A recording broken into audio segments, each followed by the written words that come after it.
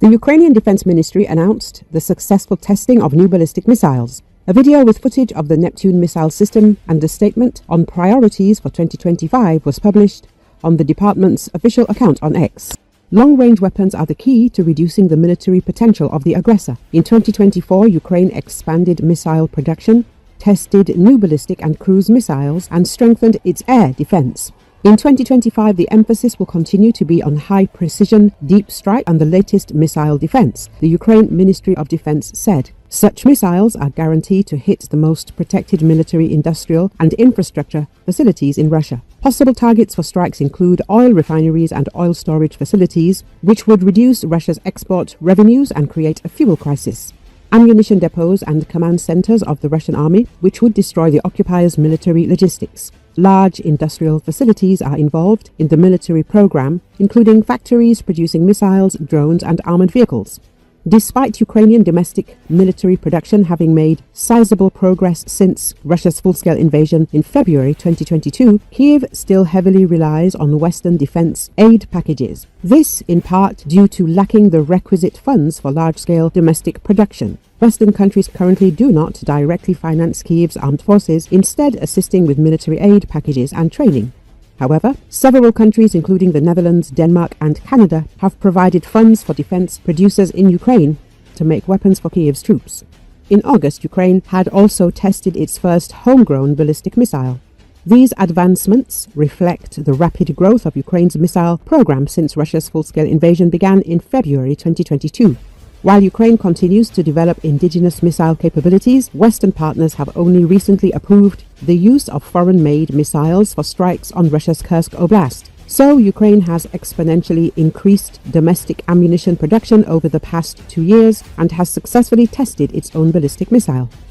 Domestically produced long-range weapons are of key importance to Ukraine's defense strategy as Western partners refuse to authorize deep strikes in Russia with foreign-made missiles. Despite Zelenski's appeal to Washington during his recent White House visit, the US has not altered its policy on long-range strikes.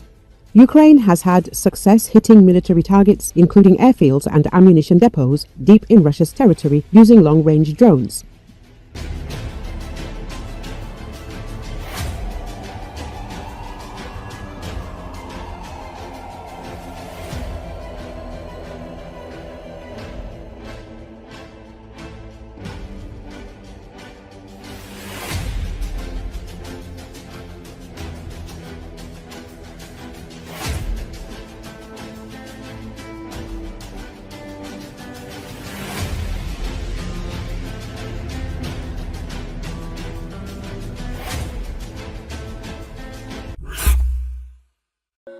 Russia is plunging into another wave of crisis, and this time the patience of residents of the Kemerovo region has snapped. A coal scandal has erupted in Kuzbas, linked to war, sanctions and economic decline. For the first time, people took to the streets and openly addressed Putin, demanding answers. The agency writes about this.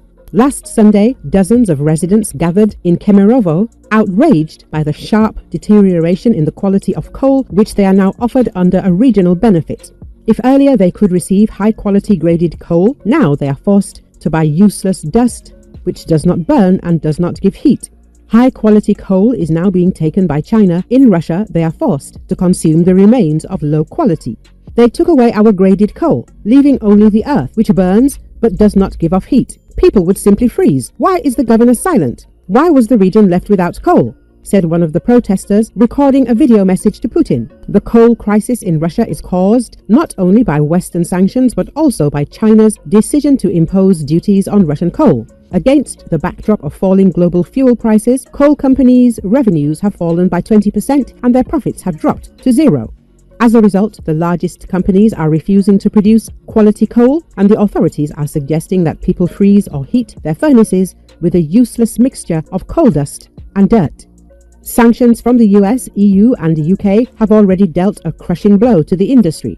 Since spring 2024, restrictions have been imposed on Russia's largest coal companies, including Suek, Kuzbassrazregol and Russky Ugol. Now coal warehouses are overflowing and enterprises are closing, leaving hundreds of thousands of miners without work and wages. While Governor Ilya Seredyuk tries to justify himself, explaining the crisis by the difficulties of the coal industry, people are not going to put up with deception. Back in January, the authorities announced that subsidized coal would now only be of low quality. However, the protests have shown that Russians are no longer prepared to silently tolerate economic ruin and outright robbery by the authorities. Coal miners can no longer give such discounts, otherwise they will not be able to pay salaries to miners and pay taxes, the governor admitted. But people are not satisfied with this answer.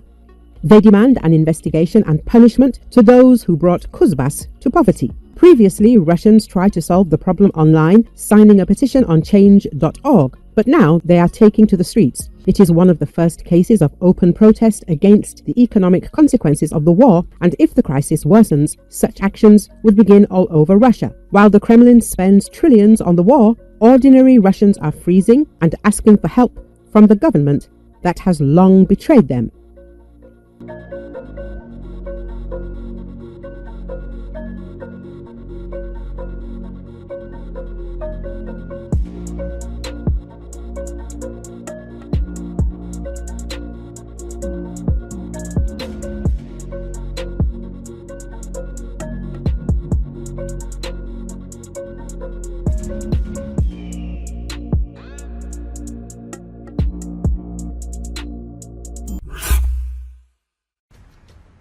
US President Donald Trump has floated the idea that Ukraine may be Russian someday as his Vice President J.D. Vance gears up to meet Ukrainian President Volodymyr Zelensky later this week. Pushing for an end to the nearly 3-year war with Russia, Trump discussed the conflict in an interview with broadcaster Fox News that aired. They may make a deal, they may not make a deal. They may be Russian someday, or they may not be Russian someday, he said. The USA wants to return the money allocated to Ukraine by the US government because one day it may become Russia, Donald Trump told.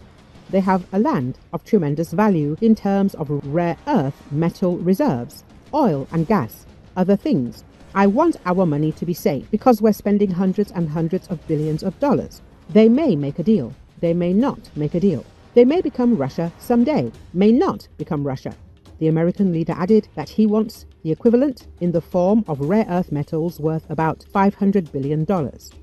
According to him, this way the United States does not feel foolish. Earlier, on the 9th of February, the head of the Verkhovna Rada's tax committee, Daniil Hetmantsev, said that over the 30 years of Ukraine's existence, all licenses and permits for lucrative mineral deposits were handed out to private individuals, and now Kiev has nothing to offer its partners. A significant part of Ukraine wants to return to Russia and apparently has already done so. Kremlin spokesman Dmitry Peskov said this in response to US President Donald Trump's statement that Ukraine could one day become Russia. It is a fact that a significant part of Ukraine wants to become Russia, and it is already becoming Russia. This is a fact that is happening.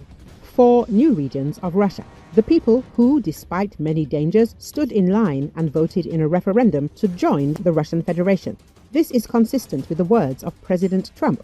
Trump is pressing for a swift end to the conflict, while Zelensky is calling for tough security guarantees from Washington as part of any deal with Russia.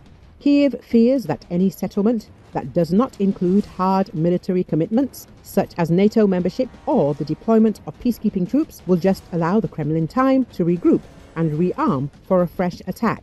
Zelensky spokesperson Sergei Nikiforov told Agence France Presse the Ukrainian president would meet with Vance this Friday on the sidelines of the Munich Security Conference.